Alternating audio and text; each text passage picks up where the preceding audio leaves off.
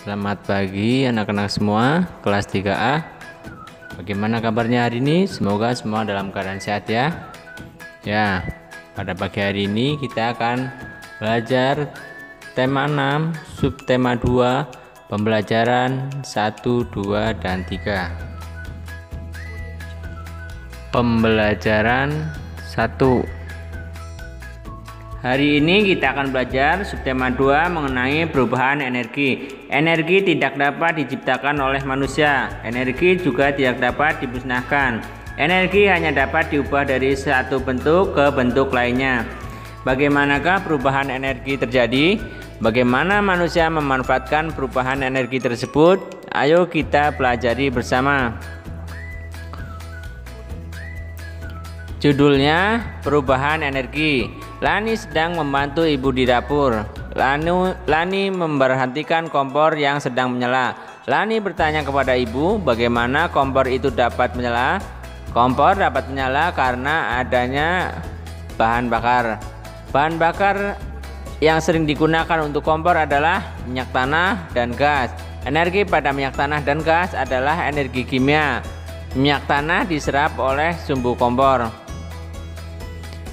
Saat sumbu kompor disulut api hingga menyala, pada saat kompor menyala terjadi perubahan dari energi kimia menjadi energi panas. Saat kompor gas menyala juga terjadi perubahan energi kimia menjadi energi panas. Perubahan energi juga terjadi di dalam tubuh. Makanan merupakan sumber energi kimia di dalam tubuh. Makanan tersebut diolah menjadi sari-sari makanan. Sari-sari makanan diubah menjadi energi. Karena energi inilah seluruh bagian tubuh dapat bekerja. Mata, mulut, tangan, dan kaki dapat bekerja karena adanya energi. Begitu pula bagian-bagian tubuh lainnya. Nah, perhatikan yang pertama, Benny makan memperoleh energi. Setelah itu, makanan diolah menjadi energi. Nah, hasilnya energi untuk bergerak. Sekarang coba menjawab pertanyaan. Yang pertama, mengapa kompor ibu dapat menyala? Ya, jawabannya karena ada bahan bakarnya. Yang kedua, tuliskan perubahan energi apa yang terjadi saat kompor menyala. Ya, energi kimia menjadi energi panas. Yang ketiga, tuliskan perubahan energi apa yang terjadi di dalam tubuh kita. Energi kimia menjadi energi gerak. Yang keempat, apa manfaat energi bagi tubuh? Tentu saja, karena energi inilah seluruh bagian tubuh dapat bekerja. Nah, untuk yang kelima, anak-anak bisa diskusikan bersama orang tua ya.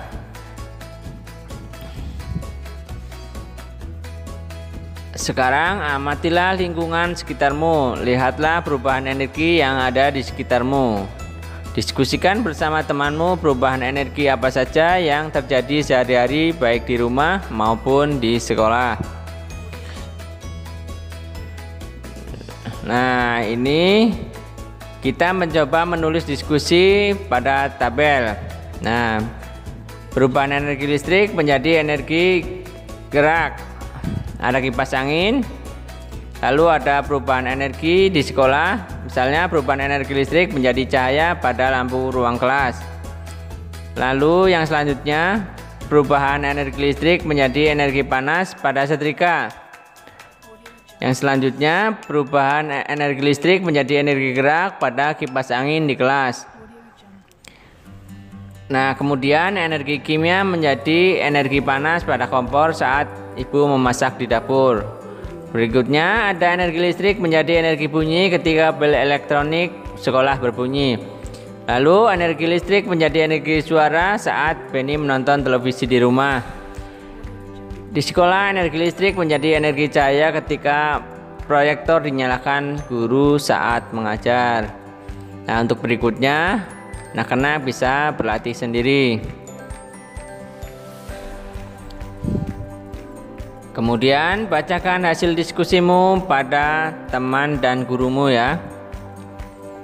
Selesai membantu ibu, Lani beristirahat. Lani mendengarkan musik sambil menari. Lani mempraktikkan gerak lemah kaki pada tari. Gerak ini telah diajarkan oleh ibu guru di sekolah. Lani menggerakkan kakinya dengan lemah lembut. Gerakan tersebut mengikuti irama lagu Oh Ina Nikeke yang temponya lambat. Ada 3 gerakan kaki yang Lani pelajari. Berikut ini urutan gerakan yang dilakukan.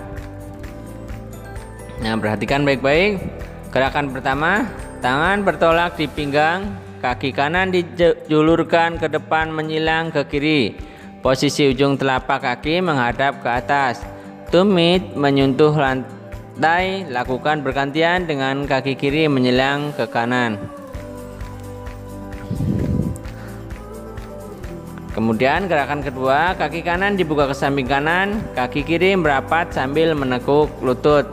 Badan juga dicondongkan ke kanan, kemudian kaki kiri digerakkan ke samping kiri. Kaki kanan dirapatkan ke kiri sambil menekuk lutut. Badan dicondongkan ke kiri lalu kembali ke posisi semula.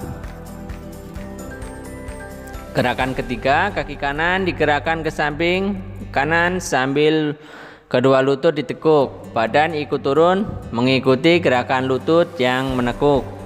Saat lutut ditekuk, kedua tangan diayunkan ke depan sampai batas dada. Setelah itu ganti arah gerakan ke kiri. Saat melakukan gerakan tari dibutuhkan energi. Besar kecilnya energi yang dikeluarkan tergantung dari kuat lemahnya suatu gerakan. Gerakan yang lemah tidak terlalu menguras energi.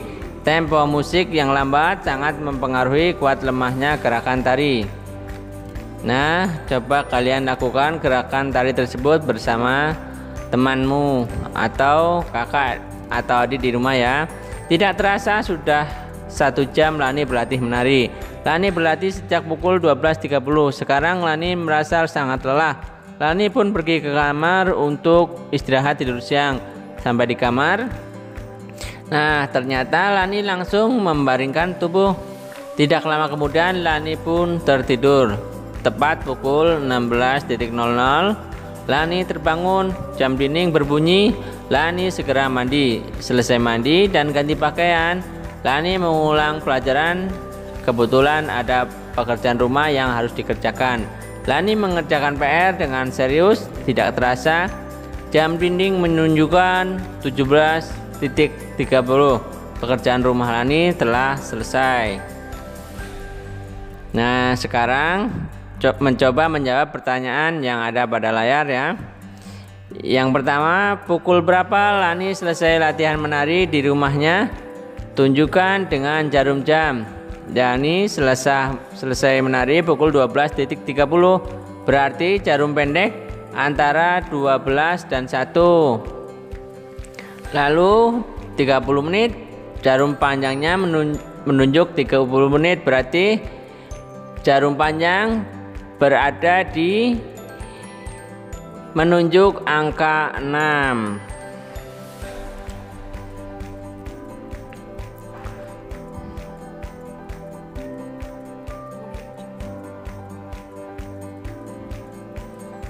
Yang kedua, berapa lama Lani tidur siang? Ya, Lani mulai tidur pukul 12.30. Lalu Lani bangun 16.00. Nah, kita hitung berapa jaraknya dari 12 ke 16. Kita buat angkanya terlebih dahulu. 12, 13, 14, 15, dan 16. Nah, dari 12 ke 13 itu 1 jam. 13 ke 4 1 jam. 14 ke 15 1 jam. 15 ke 16 1 jam. Artinya ada 4 jam. Nah, di situ ada, karena mulainya 12.30 berarti dikurang 30 menit. Jadi hasilnya 3 jam 30 menit. Nah, nomor 3, berapa lama Lani mengerjakan pekerjaan rumah dari pukul 16.00 sampai dengan pukul 17.30. Nah, tinggal kita tulis lagi ya, 16, 17. Nah, dari 16 ke 17 itu ada 1 jam. Tinggal kita tambahkan 30 menit. Itu berarti lama mengerjakan PR 1 jam 30 menit. Begitu ya.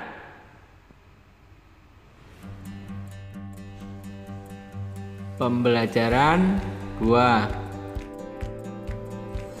Energi gerak dibutuhkan saat kita melakukan aktivitas. Energi gerak tubuh berasal dari energi kimia pada makanan. Tubuh yang selalu digerakkan dengan teratur akan terjaga kesehatannya. Senam irama merupakan contoh gerakan tubuh yang menyehatkan. Pada pelajaran lalu, kalian sudah melakukan kombinasi gerak berjalan, menekuk, dan mengayun. Kali ini kalian akan melakukan kombinasi gerak berjalan, meliuk, dan mengayun. Ayo berlatih gerakan berjalan, meliuk, dan mengayun. Tunjukkan keberanian dan rasa percaya dirimu. Perhatikan petunjuk cara melakukan gerakan tersebut. Peganglah bola dengan tangan kanan, kemudian lakukan gerakan berjalan 2 langkah. Selanjutnya, lakukan gerakan meliukkan badan sambil mengayun bola. Seperti pada gambar berikut ini, perhatikan baik-baik saat Dayu mengayun, meliuk, dan memegang bola. Selesai latihan, jangan lupa melakukan pendinginan. Setelah itu, kalian dapat melanjutkan kegiatan. Setelah melakukan kegiatan jasmani, badan kita akan terasa lelah. Energi perlu dikembalikan lagi. Istirahat sejenak dan minum air putih dapat menyegarkan kembali tubuh kita. Perubahan energi bukan hanya terjadi di dalam tubuh manusia. Perubahan energi dapat dilihat pada peralatan yang kita gunakan sehari-hari. Pelajarilah lebih lanjut contoh perubahan energi pada peralatan. Perhatikan baik-baik. Nah, ada gambar setrika dan penanak nasi listrik. A. Perubahan energi listrik menjadi energi panas. Peristiwa perubahan energi ini dapat terjadi pada setrika listrik. Saat kabel setrika diberi aliran listrik, seketika itu energi listrik berubah. Nah, energi listrik menjadi energi panas. Peristiwa yang sama juga terjadi pada kompor listrik dan penanak nasi listrik.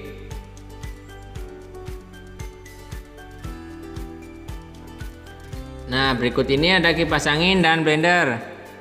Yang B, perubahan energi listrik menjadi energi gerak. Perubahan energi lainnya adalah perubahan energi listrik menjadi energi gerak. Lihatlah gambar yang ada pada layar ya. Saat menggunakan peralatan tersebut, terjadi perubahan energi listrik menjadi energi gerak pada kipas angin dan blender ya. Lalu kemudian ada gambar ibu memasak dan lampu minyak, lampu zaman dahulu ya. Yang C, perubahan energi kimia menjadi energi panas. Contoh perubahan energi kimia menjadi energi panas dapat dilihat pada kompor minyak tanah. Sebelum digunakan, kompor diisi dengan minyak tanah terlebih dahulu. Kompor dinyalakan dengan api, timbullah panas. Dengan energi panas itu kita dapat memasak nasi, memasak air, menggoreng ikan. Energi kimia lainnya adalah gas. Gas dapat digunakan untuk menyalakan kompor. Saat kompor gas menyala, terjadi perubahan energi kimia menjadi energi panas. Kemudian ada drum, lalu kentongan. Perubahan energi gerak menjadi energi bunyi. Contoh perubahan energi gerak menjadi energi bunyi dapat kita lihat pada seorang pemain drum memainkan alat musik drumnya. Ia menggunakan energi geraknya untuk membunyikan drum. Contoh lainnya yaitu saat kentongan dipukul. Energi gerak pemukul kentongan berubah menjadi energi bunyi. Nah, perhatikan di gambar. Masih banyak contoh perubahan energi lainnya. Kamu dapat mempelajarinya dengan membaca buku. Kalian telah mempelajari informasi tentang perubahan energi. Ceritakan kembali apa yang sudah kalian pelajari pada teman dan gurumu. Kemudian kita berlatih pada layar ini ya. Yang pertama, perubahan energi apakah yang terjadi pada tubuh kita? Ya, energi kimia menjadi energi gerak dan energi panas. Yang kedua, jelaskan contoh perubahan energi listrik menjadi energi panas. Yang pertama, setrika, penanak nasi listrik. Yang ketiga ada solder. Yang ketiga, perubahan energi apa yang terjadi saat kita menyalakan kipas angin? Ya, energi listrik menjadi energi gerak. Lalu yang keempat, contoh perubahan energi kimia menjadi gerak, yaitu kita sebagai manusia yang bergerak atau untuk beraktivitas. Yang kelima, seperti biasa, anak-anak berdiskusi dengan orang tua ya, untuk berlatih sendiri di rumah. Tuhan Maha Pengasih lagi Maha Penyayang. Karena kasih sayangnya kita semua dapat hidup. Energi adalah nikmat Tuhan yang berguna bagi kelangsungan hidup. Semua orang berhak memanfaatkan energi yang sudah dianugerahkannya. Kita berhak menggunakan energi tersebut, tapi kita juga memiliki kewajiban terhadap energi. Kita wajib menggunakan energi dengan bijak. Energi dalam tubuh harus digunakan untuk sesuatu yang baik dan bermanfaat. Berikut ini adalah contoh seorang yang memanfaatkan energi untuk hal yang bermanfaat. Contohnya seorang guru, ia mengeluarkan energinya untuk mengajar. Ia curahkan tenaga agar murid-muridnya menjadi cerdas dan terampil. Guru berharap kelak murid-muridnya menjadi orang yang berguna dan berhasil. Demikian juga seorang petani, ia menggarap sawahnya dengan sekuat tenaga. Energinya digunakan untuk mencangkul dan menanam padi di sawah. Di bawah terik matahari yang menyengat, dia tetap bekerja. Petani berharap sawah yang digarapnya akan menghasilkan padi yang bagus. Banyak orang yang membutuhkan padi untuk kebutuhan hidup. Padi digiling menjadi beras, beras dimasak lalu dimakan. Menggunakan energi untuk hal yang berguna merupakan suatu kewajiban. Jangan menggunakan energi untuk hal yang tidak berguna. Misalnya tenaga seorang yang kuat digunakan untuk berkelahi. Energi bunyi dari radio digunakan untuk mengganggu orang lain, atau energi panas api digunakan untuk main petasan. Nah, pada gambar pada layar ada Benny sedang bertengkar, ada anak laki-laki yang menyembunyikan radio keras-keras, kemudian ada Edo yang bermain petasan. Sayang sekali ya. Bagaimana pendapatmu jika ada orang yang menggunakan energi untuk hal yang tidak baik? Apa yang akan kamu lakukan terhadap orang tersebut? Nah, pendapatmu di sini seharusnya orang-orang tidak membuang energi, apalagi untuk hal yang tidak berguna. Jika kita menemui hal tersebut, sebaiknya kita menasihatinya agar tidak mengulanginya lagi. Pembelajaran 3. Minggu lalu siswa kelas 3 berkunjung ke Waduk Jatiluhur. Waduk tersebut terletak di Purwakarta, Jawa Barat. Murid-murid senang sekali. Hari ini mereka masih membicarakan kegiatan tersebut. Berikut ini percakapan mereka. Selamat pagi teman-teman, sapa Siti kepada teman-temannya. Selamat pagi juga Siti, sahut teman-teman Siti. Bagaimana kabarnya kamu Siti? Apakah kamu sudah sembuh? Sudah, terima kasih doanya ya teman-teman, jawab Siti. Oh ya, bagaimana kunjungan ke Waduk Jatiluhur kemarin? Menyenangkan tidak? Sangat menyenangkan, banyak ilmu yang didapat, jawab Edo. Ilmu apa Do? Tanya Siti. Ternyata waduk itu dapat dijadikan pembangkit listrik. Iya, makanya Waduk Jatiluhur itu disebut sebagai Waduk PLTA, pembangkit listrik tenaga air. Mengapa disebut pembangkit listrik tenaga air? Karena energi listrik berasal dari tenaga air. Bagaimana cara energi air menjadi energi listrik? Siti semakin ingin tahu. Energi gerak air akan memutar alat yang disebut turbin. Lalu turbin menggerakkan generator listrik. Bergeraknya generator listrik inilah yang akan menghasilkan listrik. Listrik yang dihasilkan kemudian disalurkan ke gardu-gardu listrik. Lani menambahkan, nah gardu-gardu itulah listrik disalurkan ke rumah-rumah atau kantor-kantor. Edo melengkapi. Oh begitu ya, terima kasih ceritanya ya teman-teman, ujar Siti kepada teman-temannya. Begitulah keseruan pembicaraan Siti dan teman-temannya. Dari pembicaraan mereka, kalian dapatkan informasi tentang manfaat waduk sebagai pembangkit. Selain sebagai pembangkit listrik, waduk juga digunakan untuk keperluan lainnya seperti irigasi atau pengairan sawah, perikanan, dan juga sebagai tempat wisata. Betapa besar manfaat waduk.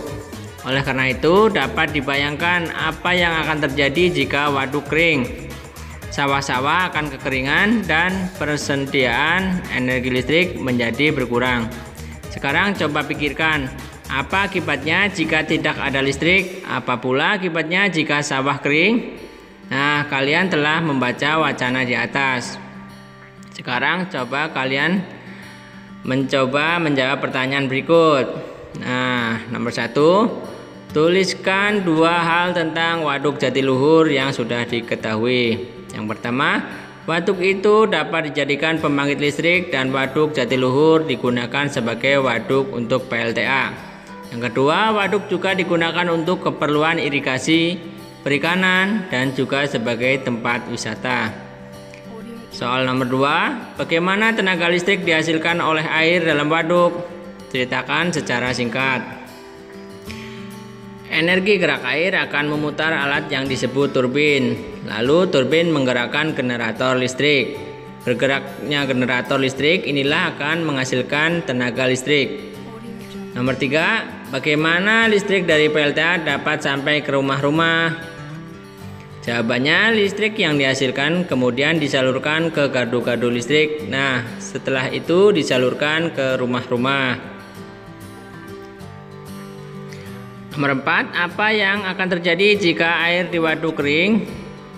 Tentu saja sawah-sawah akan kekeringan dan persediaan energi listrik menjadi berkurang. Untuk nomor 5, silakan berdiskusi di rumah ya.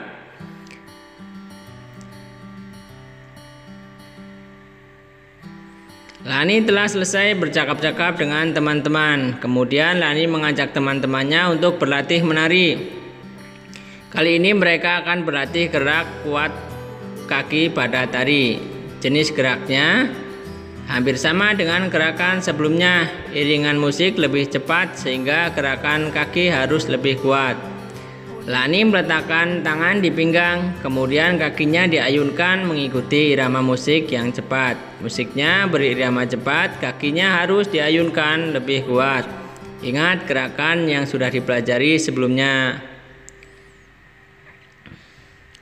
Gerakan pertama, tangan diletakkan di pinggang, lalu kaki kiri mengarah ke sebelah kanan, lalu kembali lagi dan lakukan hal yang sebaliknya.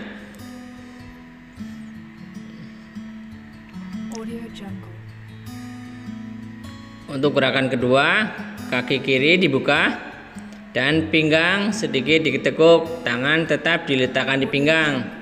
Lalu kembali seperti semula. Lakukan juga sebaliknya, kaki kanan dibuka dan sedikit ditekuk. Ikuti dengan gerakan kepala juga ya. Gerakan ketiga, tangan dibungkukkan ke depan, lalu ditekuk. Kaki kanan ditekuk, kembali lagi dan kaki kiri ditekuk. Nah, lakukan seperti pada gambar ya. Semakin kuat gerakan pada tarian, semakin besar energi yang dibutuhkan.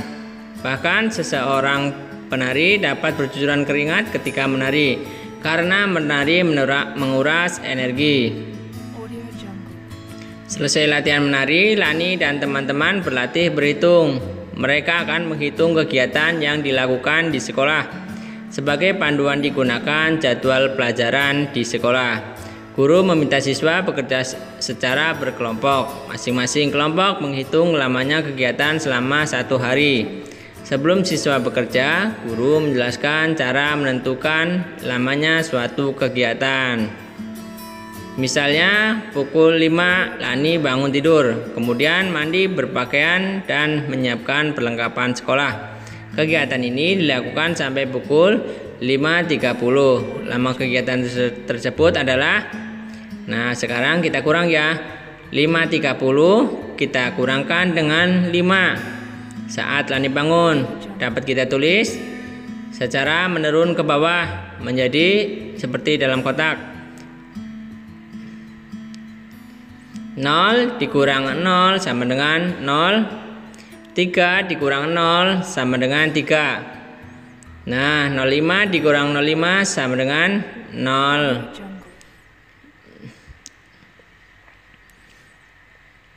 Jadi lama waktu yang diperlukan adalah 30 menit. Contoh yang kedua, ayah pergi bekerja pukul 7.30. Ayah pulang kantor dan sampai di rumah pukul 18.00. Lama ayah bekerja dan waktu yang diperlukan dalam perjalanan adalah, perhatikan baik-baik ya. Kita lihat waktunya saat ayah sampai di rumah itu pukul 18. Nah, ayah pergi pukul 7.30. Kita tulis seperti ini. Kemudian diambil 1 jam dan diubah menjadi satuan menit, sehingga 1 jam sama dengan 60 menit. Kita ubah menjadi seperti ini. Yang tadi 18 kita ubah menjadi 17.60, di bawahnya 07.30. Kita kurang, 0 dikurang 0 sama dengan 0, 6 dikurang 3 sama dengan 3, 7 dikurang 7 sama dengan 0, 1 dikurang 0 sama dengan 1. Jadi ayah bekerja selama 10 jam 30 menit. Nah, lama sekali ya. Adakah cara lain yang kamu ketahui untuk menghitung lama waktu ayah bekerja? Berikut ini adalah jadwal kegiatan harian Lani. Berdasarkan tabel berikut, tentukan lamanya masing-masing kegiatan. Misalnya yang pertama 5.00 sampai 5.30. Kegiatannya mandi pagi, berpakaian, dan menyiapkan peralatan sekolah.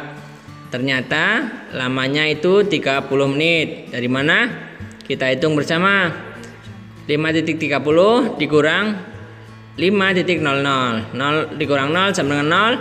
3 dikurang 0 sama dengan 3. Lalu 05 dikurang 05 sama dengan 00. Tidak perlu ditulis ya, cukup lamanya yaitu 30 menit. Yang kedua, saat Lani sarapan dari jam 05.30 sampai 06.00. Nah, dapat ditulis 05.60 dikurang 05.30, tinggal dikurangkan.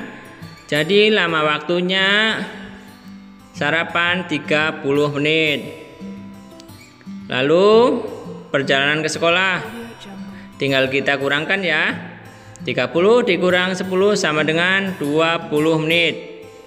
Lalu ada jam 6.30 sampai 06.55, sampai di sekolah bermain dengan teman. Nah, karena jamnya sama, jadi tinggal kita kurangkan menitnya saja. 55 dikurang 30 sama dengan 25.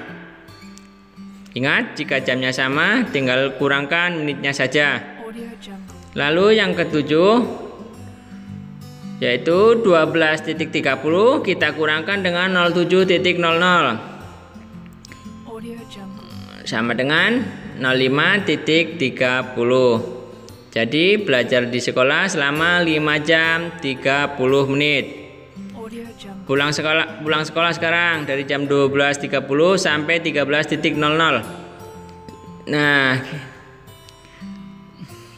Nah, jadi totalnya adalah 30 menit. Untuk yang selanjutnya, anak-anak bisa diskusikan di rumah untuk berlatih sendiri. Untuk pembelajaran pada pagi hari ini sampai di sini dulu ya. Kita bertemu lagi di pembelajaran berikutnya. Terima kasih.